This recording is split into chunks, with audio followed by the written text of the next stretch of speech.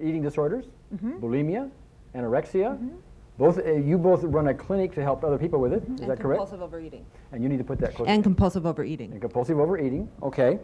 And both of you have experienced these things yourself. You're both, I guess the term is anorexic or bulimic, or is that correct? Recovering.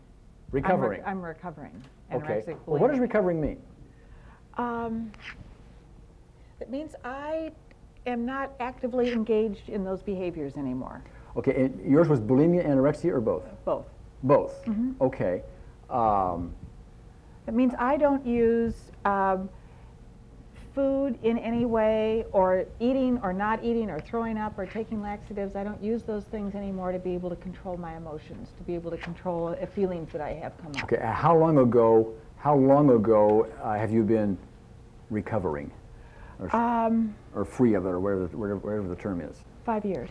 5 years. Yeah. So you've had no bulimic or anorexic episodes I have, or temptations to engage? I have anorexic thoughts periodically.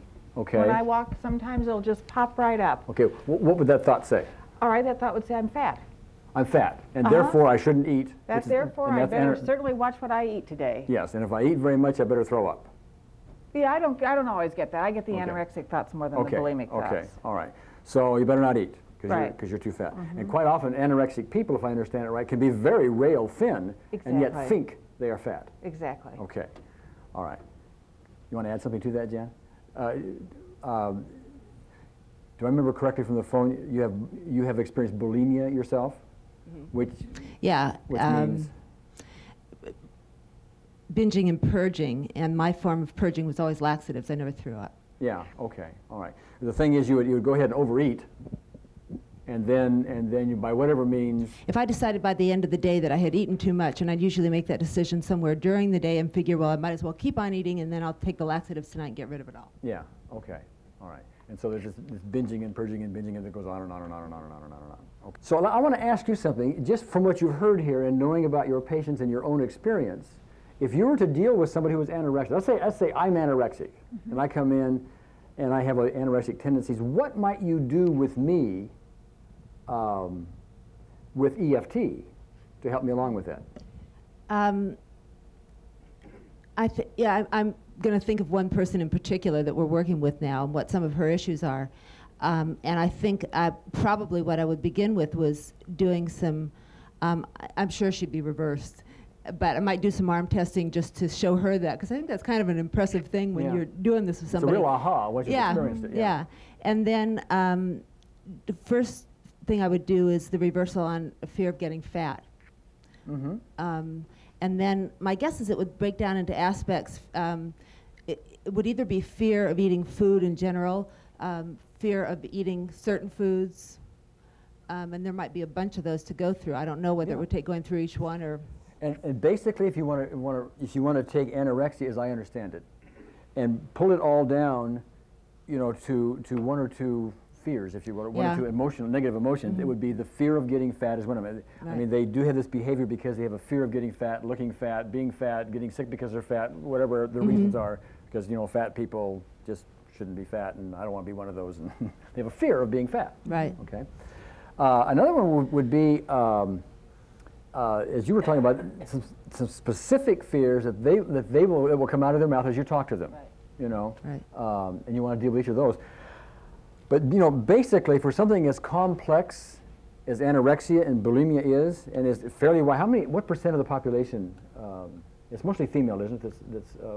Okay. Well, what percent of the population? 10% are men. 10% of the people with eating disorders are men. Okay. Probably. The old numbers are 10%, and we suspect that it's probably someplace 15 to maybe 20% of people who have some kind of eating disorder. Of the population? And that's a clinical eating disorder. And then there's a number of people above that that have what we call disordered eating, where they use food to medicate feelings, but they might not necessarily have a clinical definition of an eating disorder. Okay, I want to pick up something you just said, and we're going to spend time on it at another session. You said they use food to medicate feelings. They use food to medicate feelings. Okay, I'm gonna restate that in EFT terms if I can. They use food to tranquilize anxiety. Okay, Exactly. and that's going to be the absolute core of our addiction and craving session that we're going to have a little bit later on. Here we go. Clark has an idea of what an addiction is. It is compulsive behavior that one engages in despite the knowledge that engaging in it may be destructive to themselves. Okay, good. Compulsive behavior people engage in despite the fact that it might be harmful. Okay, Jeannie has a definition. And it's also characterized by loss of control. And what do you mean by loss of control? Just literally what I said, loss of control Like over I don't a have any substance. control over the fact that, that I whether want I'm this cocaine ingesting or this cigarette right. or something. Okay. When I Or have this some, I chocolate. want more. Yes. Okay. All right. Who else can add to that about addictions? Anybody have a comment on addictions? What does it mean to you? It's a disruption. Well, it is actually. It's a disruption. Here, Larry. I'd say exactly what Clark said, but with the intense craving. With intense craving. Yeah. Okay. Good. Now let me ask you this, and I just want to see a show of hands on this if I can. How many are of the view that an addiction is a habit? Can I see your hands? Okay, that's most of you. Typically, we view addictions as habits. People will say, I smoke cigarettes, it's just a bad habit. They will also say it's a nervous habit. I'll point that out, why they say that in a minute, okay? But I want to talk about habits for a minute. And I'm going to talk about a habit that I have. I have a habit in the morning when I wake up of putting my left shoe on before I put my right shoe on. Okay? That's a habit of mine. Okay? Now that habit is very easy to change. I need only take a little note and put it by my shoes that says in the morning when I see my shoes, it says, put your right shoe on first. Oh, okay, I'll put my right shoe on first, then my left shoe. And if I do that for a few days, always having this note there, am I going to change my habit? Yeah, fairly easily, am I not? That's not a big, anybody, after you do it for a few days, you kind of got the new habit, if you will, and the old habit goes away. Is that hard to do? No, very easy to do. But what about the habit of drinking alcohol, or smoking cigarettes, or chocolate, or raiding the refrigerator when you're not hungry, or biting your fingernails? What would happen? Here, let me ask you this. I want somebody to raise your hand and respond. Would it work for somebody who wants to give up cigarettes to put a note by their cigarettes to say, don't smoke a cigarette this time? You don't need a microphone. How many say no? No, okay. Well, why wouldn't it work? I mean, it's a habit, isn't it? What's the difference? It's the same thing, isn't it? Is it different than changing my shoe habit? More than a habit. What? More than a habit. Yeah, we have words of wisdom coming from Mac here. It's more than a habit. Can you expand on that? Well, it's an addiction as well as a habit. It's an addiction as well as a habit. Yes, that's true. That's true. I'm looking for other words. I guess I have some other alternative words back here coming. If I put on the opposite shoe from what I'm used to, it does not affect my anxiety level one way or the other. But when I look at the note on my cigarettes, my anxiety goes. That's right. If I take cigarettes away from a smoker, it won't be very long before they are very anxious. Right? If I do if I take a fingernail biter's hands and tie them behind their back, they're going to get anxious because their tranquilizer has been taken away from them. You see, addictions, and this is the point to make, addictions are driven by something, and that is always anxiety. Okay? Now, I want to make sure I make a point here. I am not speaking of anxiety as it is specially defined within the area of psychiatry. There's a special, phrase they give to anxiety. It's a special disorder. I'm using a very wide brush on the word anxiety. It just means your general unrest, your fidgetiness, something that the everyday person would use as the term anxiety, okay? So when you have anxiety, which, by the way, our culture loves to give us daily, and so does our relationships and our jobs and everything else, we manage to have plenty of reason for anxiety as our lives unfold. When we do, it's very uncomfortable, and we may not really say to ourselves, gee, I'm anxious, but nonetheless we are, and so we will revert to some kind of tranquilizer for that. In America, probably the most often used one is food, interesting enough. But of course there's cigarettes, and there's all kinds of behaviors. There's spending behaviors. People could go off and just, I'm anxious, so I go off and spend money. Other people go to the racetrack and gamble, or Las Vegas and gamble. That's their way of handling that. Bite their fingernails, or whatever. Adrian and I went to a place called the Alano Club a couple of years ago, 3 years ago. The Alano Club, if you don't know what it is a place where people who have gone through AA, Alcoholics Anonymous, will gather together to socialize, and give each other support. And they actually have a bar there, but it's soft drinks, and they have a pool table and ping pong and a place to socialize and this kind of thing. And so, a few hundred people come and go from there all the time. And Adrian and I wanted to give a free presentation, free help, for the addiction area. And so we sat in a room to make a presentation to the board of directors. That room was about a third the size of the room that we're in. There's a big, long table. And we sat there with about 7 or 8 other people, and we were to make our talk about a half an hour into this. They had some business to do, and then they're going to introduce us. So we're sitting there, and here are all these people who have gotten beyond alcohol. All right, so they no longer had an alcohol addiction. Yeah. However, they were smoking cigarettes like you wouldn't believe. And they weren't these, these little filtered things, whatever. These were Camels, okay, extra strength if they have them or whatever, okay. And they go, it wasn't just one cigarette here, and it wasn't just one of the people doing that. Every single person was doing that, and they're putting them down right one to the other. Neither one of us smoke. Adrian and I, we don't smoke, and we're sitting there.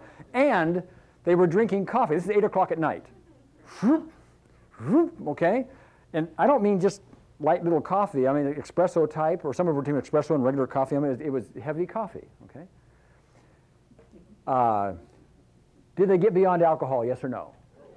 Well, they got behind alcohol. Yes, they got behind alcohol. Did they get over their anxiety?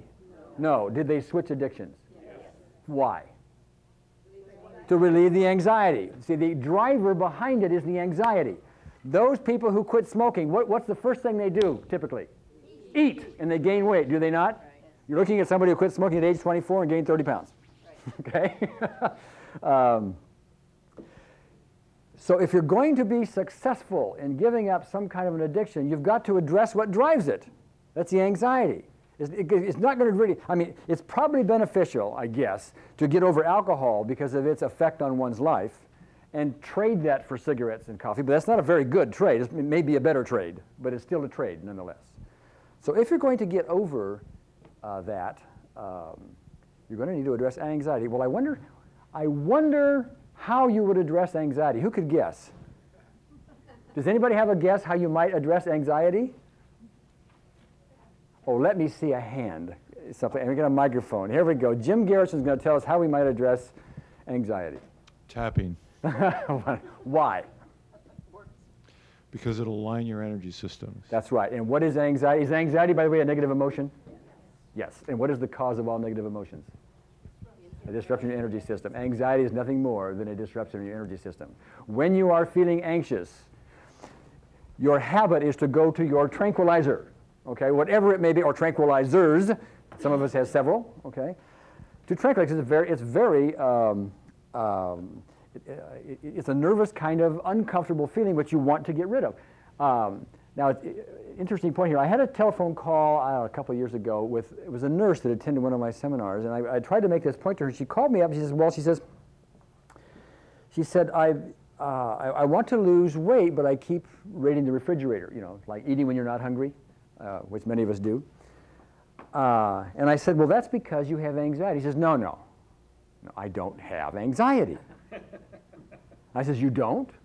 No, I don't have anxiety. I mean, at a workplace, et cetera, but that's not why I eat. I said, well, why do you eat? She says, because I'm bored. She was using the term boredom and wasn't relating to the term anxiety. To her, she wasn't anxious. She was bored. To me, it's the same thing. It's still a nervousness, if you will, of some form or another, which causes her to raid the refrigerator. That's why people will say, oh, I just do a lot of nervous eating. You ever heard that phrase? I do a lot of nervous eating. What they're talking about is they're responding to the anxiety that's driving it. Okay? All right. Well, yes, go ahead, Jen.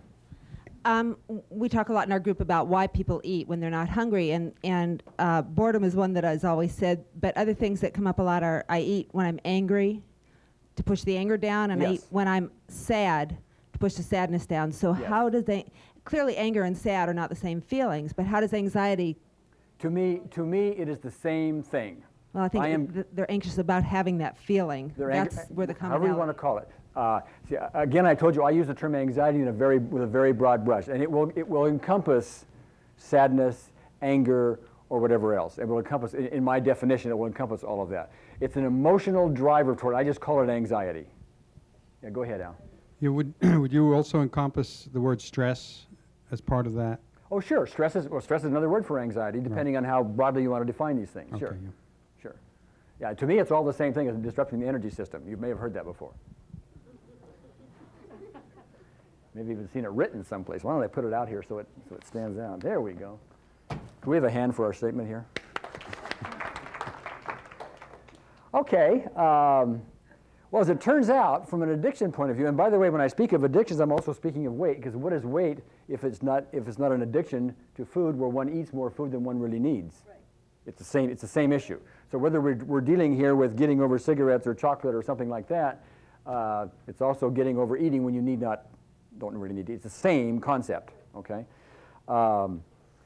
As it turns out, there are two parts in our experience to getting over addictions. One of the parts is the fact that 99 or 80, 98 or whatever percent, almost everybody who is addicted to something and wants to get over it is psychologically reversed against getting over it. If I arm test them and said, I want to get over my cigarettes, they'll go weak. I want to smoke even more. They go strong. They get psychologically reversed, which means, if you recall, they will self-sabotage themselves. That is, even though they want to give up smoking, or they want to eat less, or they want to give up the alcohol, or whatever it is, what they're going to do is even though they want to do that, and they give you a long list of reasons why, it's better for my health and my relationships, and blah, blah, blah, blah, blah, blah, blah, doing all of that, they will still self-sabotage themselves. Even when they've gotten partway down the road, they'll still find a way to self-sabotage themselves over and over and over again, and you've seen it many times. It's like a New Year's resolution, right?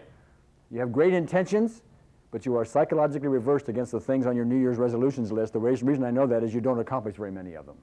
Am I right? Okay. Great intentions at first, but if you're reversed on it, what we're going to show you here is not how to get over the addiction per se.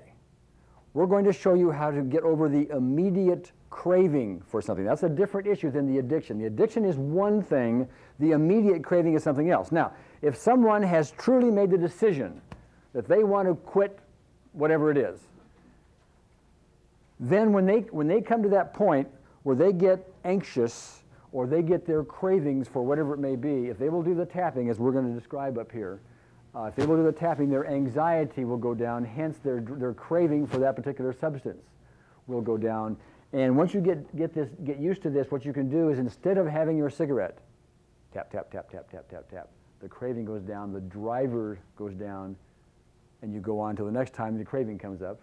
But that's a great way to get over the hump, is it not? It's a great way, because you have a choice at that point to either tap or drink your alcohol or smoke your cigarette or eat your chocolate or whatever it's going to be. Okay, that will be your choice.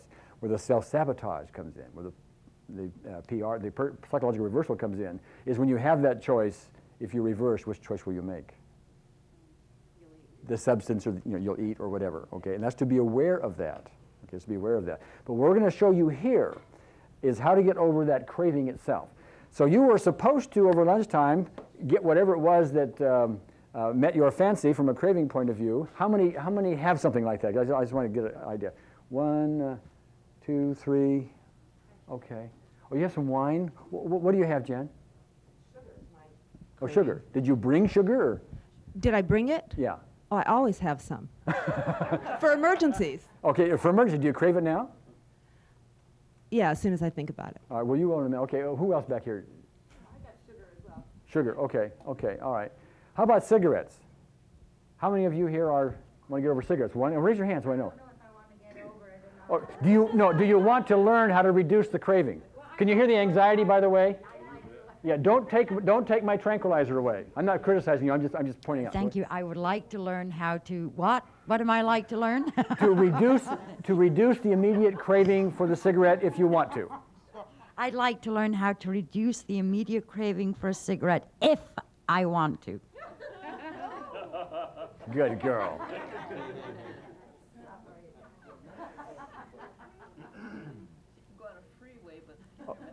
Yeah, right. Smoke in my car. I don't smoke in my Okay. car. All those who would like to I won't do the experience this, freeway, please come up probably. here. And bring your cigarettes or your wine or whatever it is with you. We're going to pass the kisses out. Yeah. By the way, if you want to do this with chocolate, she has the Hershey Kisses right here. However, now this is what I want you to do, okay? I want you to take the chocolate, or the cigarette, or whatever it is, and I want you to smell it. And I want you to take a little tiny taste of it. The purpose is to get your craving up as high as you possibly can, okay? Don't eat the whole thing, just a little taste, okay? Yeah, Sandy, take a dry drag too, would you? Put it in your mouth. Oh, well. Does that, if you put it in your mouth, does it bring it up? No. No. Even put it a dry drag? Okay. No, but no, just for the moment, you're an 8, though. Is that what you are? Yeah. I'm an 8. Okay. Yale, what are you with your chocolate? What number do you give it? About a 7. About a 7. Mary? 4. A 4? About a 4. That's for your wine, Yeah, right? yeah. Okay. Did you taste it? 8. Yes. Okay. Yeah, 8, okay. I don't have a craving right now. Oh. So can I go sit down? Yeah. But grab a piece of that chocolate and put it in front of you, just in case it comes up. Do we have to tap you because you're in public? That could be another aspect. Oh, it's a cigarette? Okay.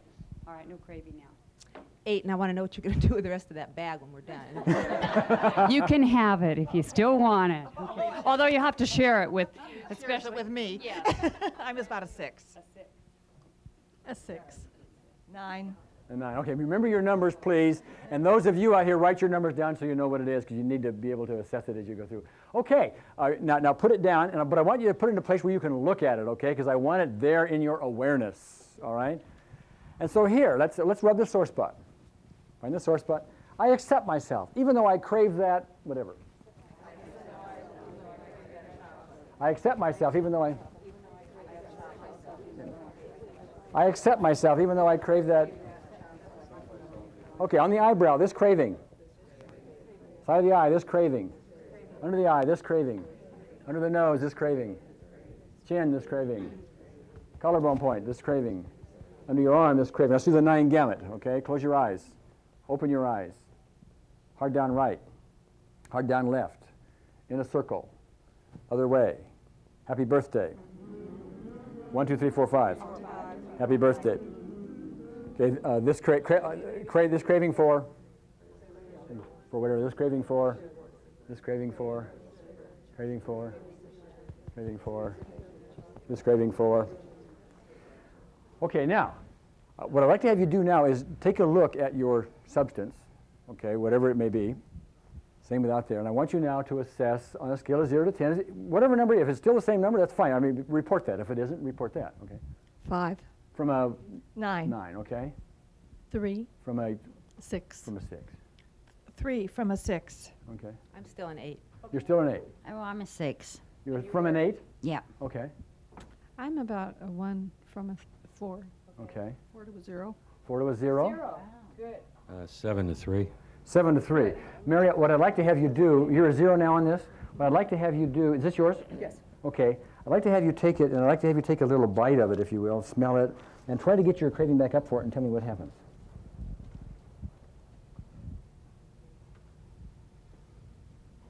It's not there. Just not interested. How does it taste to you? I don't know. It doesn't taste the same.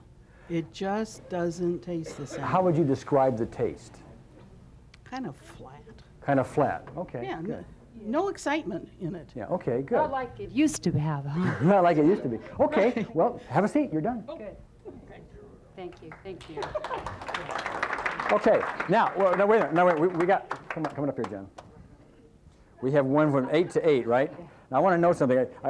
Everybody was doing their thing. I heard somebody up there say, even though I have this craving for sugar. Yeah. Was that Yeah, you? it was. Okay. I want you to be specific on the chocolate. Okay. That candy right in front of you. All right. Now. Okay. Okay? Yeah. Now, we're going to do another round, and I'm going to Okay. assume, we're just going to assume that you've already gotten down a ways, because we're going to say, even though I still have some of this. But I want you to zero in on that piece of chocolate, Okay. and then I want to see what happens, All right. okay? Yeah, we have a question back here. Oh, why don't you put the microphone, or hold that other microphone, that would be helpful. Here, Trina. Can you test her right now and see if she's reversed?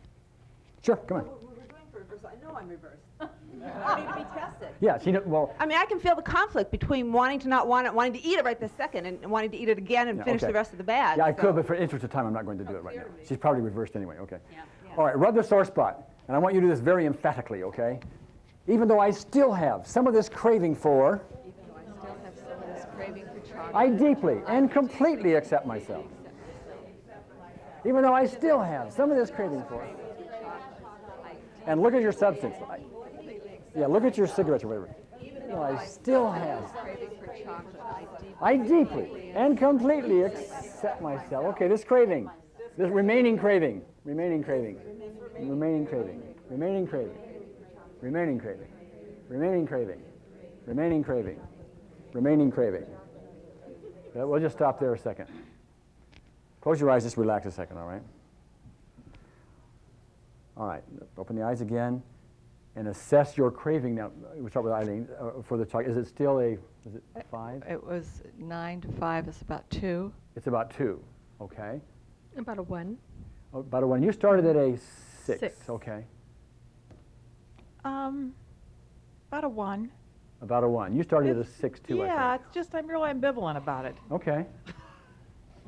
Mine's down to about a 5 or 6. Okay, so we moved this time. Yeah, I moved. I still want to Okay. eat it, but it's Okay, not sure, as strong. sure. Margot, how about your cigarette? Yeah, I'm about down to a 2 or 1. I'm ambivalent. I can take it. All right, well, or right leave it now, I'd like to now. have you take a cigarette out and smell it. Okay, and tell me if what that does to your immediate craving. Does it go up, down, sideways, or what? No, it's just the smell of a cigarette. Well, okay, take a dry drag on it, as though you were smoking it, and tell me what that does to your craving, if anything. Yeah, So you're still a 2? I'm still a 2. Okay, good, all right. Pam? I'm 0. All right. Would you mind tasting the wine for me and tell me if you notice if it still tastes the same?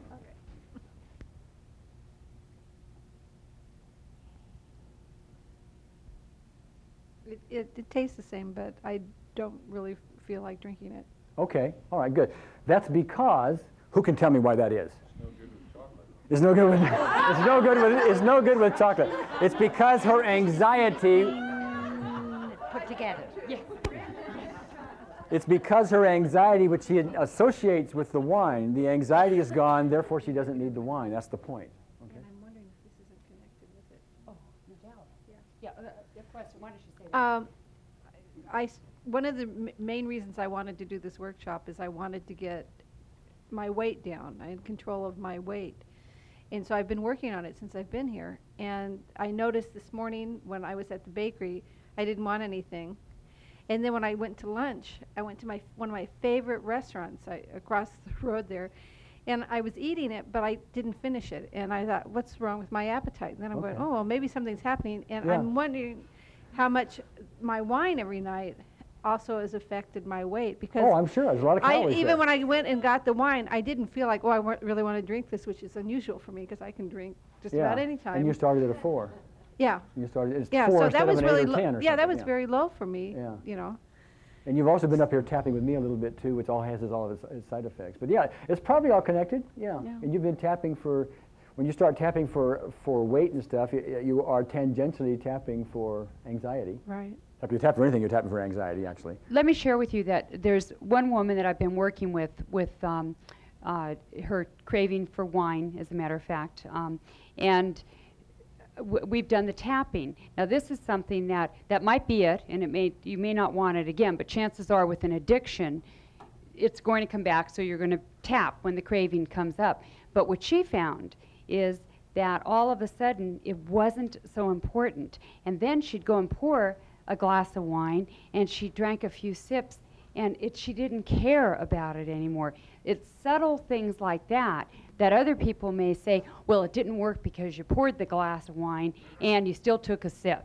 Well, not so. She's noticing things little by little, so just be aware of that. Yeah. Like the bakery, like you didn't want anything. And I will point out again, it may be that we have just severed her addiction to wine forever. May be, probably infrequent, probably another anxious moment you'll start thinking about the wine and so on. But I don't know that. It could be totally gone. We get surprised a lot. It happens. It does happen. You could be totally gone with that at the moment. I mean, forever. But I want you to realize it's probably going to come back, and you can do the tapping again to get the same sense you have now. How you doing, Yale? Yeah, I noticed that too, that my craving for chocolate wasn't as strong as it usually is. Oh. So I started out at 7, where usually it's probably a 10. Yes. And What are you it's now? down to about a 1 now. Down to about a 1. Okay. If you want, you can sit down. Okay. You want to give your wine to somebody, or you want to save it for later? I don't want it. Okay. Well, we're going to do yet another round if we can. I want you to make sure you keep your eyes, on your substance, because we want to keep the body. You want to keep yourself tuned to the problem while you do the basic recipe, right? It's tuned to the problem. Okay. Thank you. Rub your sore spot. Even though I still have some of this craving for, I deeply and completely accept myself. Even though I still have some of this craving for, I deeply and completely accept myself. Good. I deeply and completely accept myself. Okay, on the eyebrow, remaining craving for, remaining craving for, remaining craving for, remaining craving for, remaining craving for, remaining craving for, remaining craving for. Okay.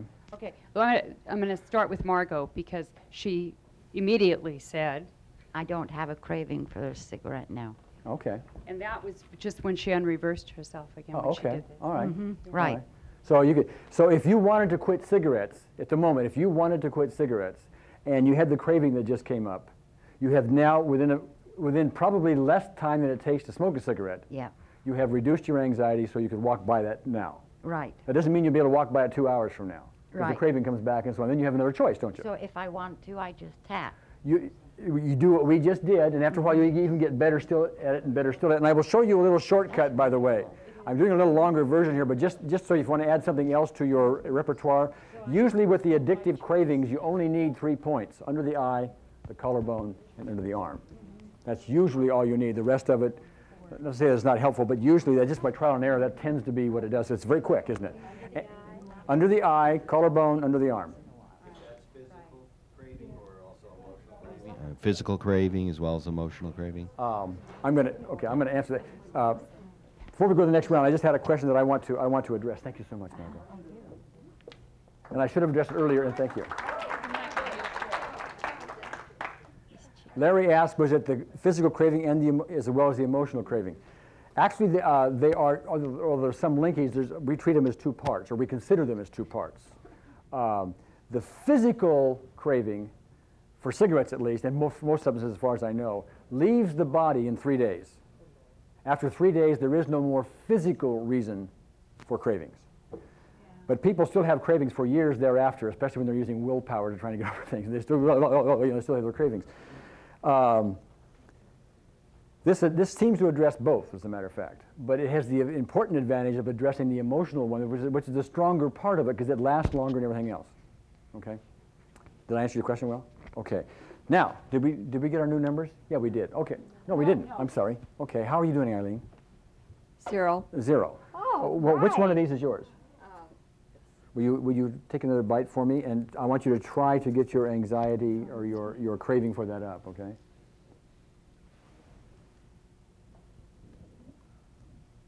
We can hear it chew. I don't want it. You don't want it? No. How does it taste to you? Tastes okay, but I don't want it. Okay, but it doesn't taste any different.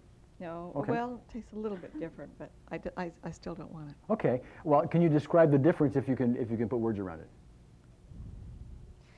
Well, before, when I took a bite, I wanted another bite immediately. Uh-huh. And now I took a bite and I don't want another bite Okay. immediately. All right, great. Okay. Thank you so much. Thank you, Eileen.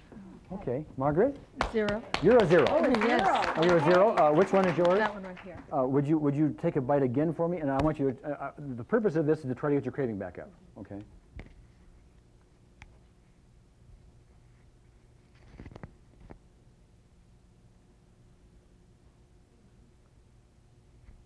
I just taste a lot of sweetness, and it's more the chocolate that I like rather than the sweetness, so I don't like it.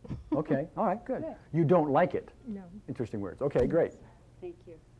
By the way, the reason I ask about the taste, just so you'll know, is quite often when people do this, see, your body knows you shouldn't have your addictive substance. It knows that, whether it's a candy bar or the food or the alcohol or whatever it is. And once you take the driver away, the anxiety away, the body tends to start giving you the right messages. Like, it just doesn't taste right now. Some people will call their chocolate, they'll say it tastes chemical-ish. Chemical-ish. A lady last month said that her wine tasted vinegar-ish. I think I said that earlier, I'm not sure. But anyway, how are we doing? I'm a 0. You're a 0. Well, let's go through I'm the... kind of repulsed by it. Well, try it anyway.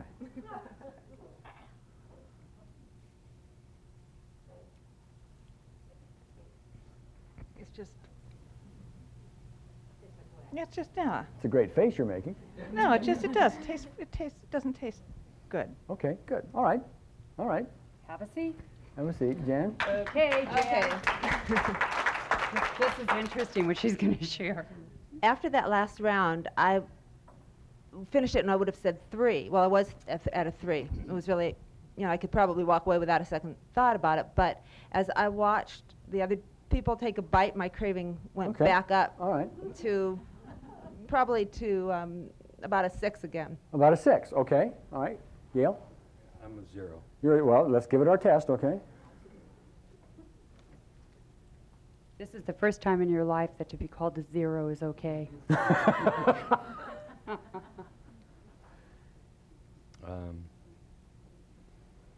Yeah, it tastes very sweet. I taste again, like she did, the sugar, but not the chocolate so much, and doesn't particularly do much for me. Okay, easy to walk by.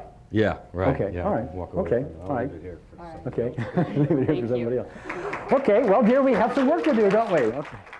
Now, I want you to come up here in the front, okay, in front of everybody, and we're going to talk about your addiction, okay? Okay. Are you all right?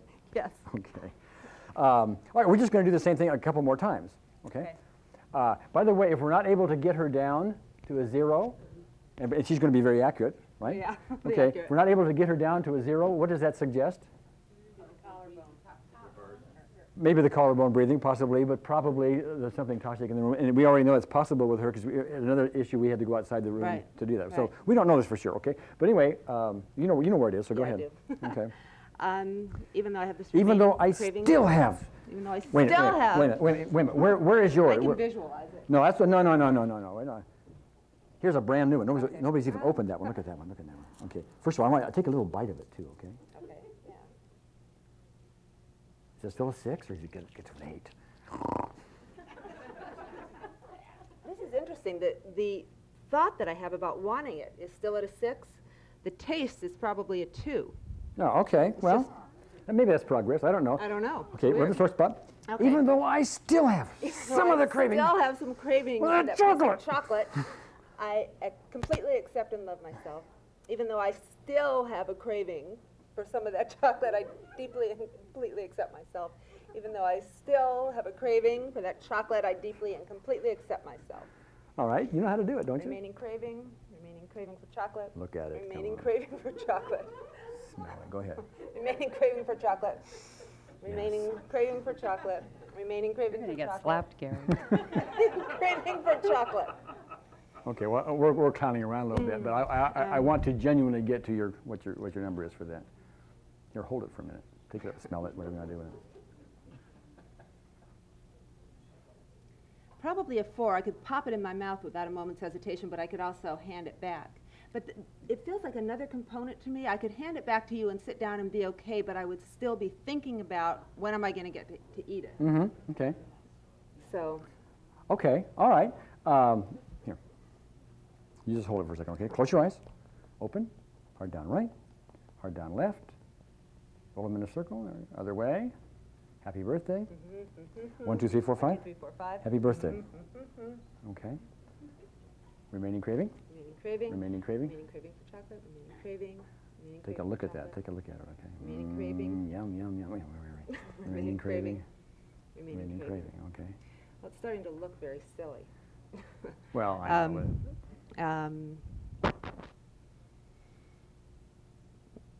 I'm about a 2 right now. You're about a 2. Okay. Well, remaining craving. Remaining craving. Remaining craving. Remaining craving. Remaining craving. Remaining craving. Remaining craving. Remaining craving. Remaining craving. Okay. Are you still a 2? Yeah, I'm still a 2. You're still a 2. All right. Hold this from you. No, not you.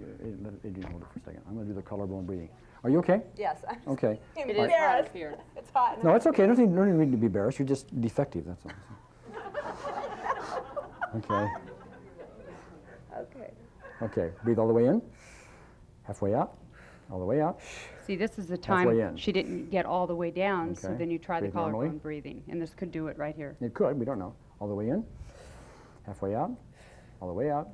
Halfway in. Okay. Make knuckles for me. Okay. All the way in. Halfway out. All the way out. Halfway in. Okay. Over here. Yeah. Okay. All the way in. Halfway out. All the This way is out. the technique that looks all like, the way it seems in. like it takes so long to Okay. do, and it really, once you get it down, it's real quick. Actually, right about there. All the way in. Halfway out. All the way out. Halfway in. Okay. All the way in. Halfway out. All the way out. Halfway in. Yeah. No, this one. Only this one's a Well, you matter. don't want the other one touching your body. No, okay. Well, anyway. Okay. Knuckles. Knuckles. Knuckles. Okay. All the way in. Halfway out. All the way out. Halfway in. Okay. Last one. Normally, that wouldn't be a problem for All you the way because in. you'd be doing your own tapping. Halfway so both out. your arms would be up. All the way out. Halfway in. We probably need to do some more tapping, but smell that, okay? You're still a 2? No, I'm a 1. You're a 1. Okay, Yeah. remaining craving? Remaining craving. Remaining craving? Craving. Remaining craving? Craving. Remaining craving? Craving. Remaining craving? Remaining craving? Craving. Remaining craving? Take a little taste of it and tell me what you are.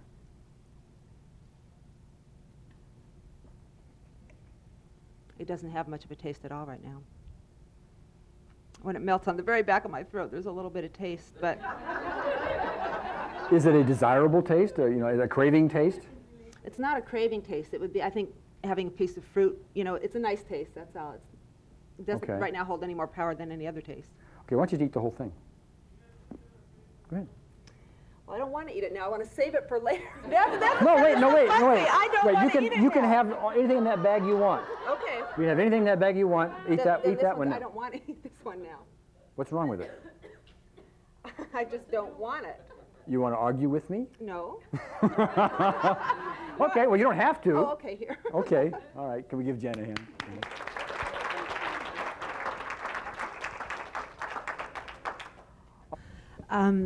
I guess the part of the report is that I left after the chocolate thing, really, truly not wanting to eat that chocolate, but still feeling real connected to what I refer to as the craving, Yes. that whole big package.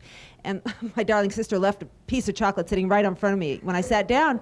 And what I realized is that although if I really asked myself the truth, I didn't want to eat it, there was still something going on. And I had checked it with Adrian, and I did a tapping on the compulsive thinking about it, just because it's yes, there. And yes. it did work. I have actually gone through several minutes at a time since then that I haven't thought about the piece of chocolate sitting there, and that's a huge thing for me.